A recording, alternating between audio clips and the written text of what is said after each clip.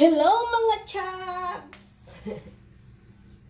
Guys, dahil magsasaka ako, mayroon galing ako sa bukid. Siyempre, naghanap na rin ako ng kabuti. At ito nga guys, look.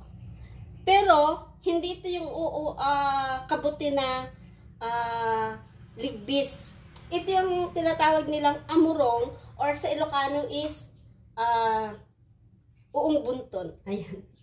Although nakakuha din naman ako guys ng mga ligbis. Ayan. Ayan, nakakuha din naman ako ng mga ligbis. Itong ganitong klaseng ligbis. Oh, no. Itong ganitong klaseng kabuti. Ito naman yung ligbis. Ayan, marami to guys.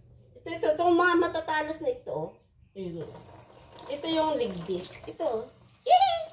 Sarap ng pang-ulam ko guys. Oh, yes! Thank you for watching. Bye!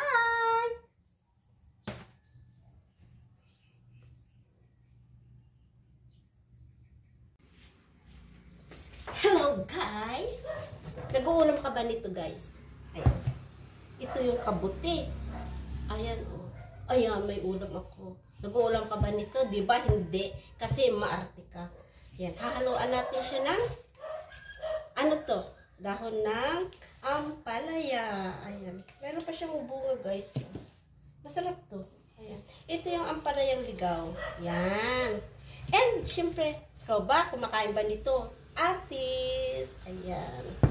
Thank you for watching. Huwag ka na kasi mag-inarte para makakain ka ng mga ganito. Bye!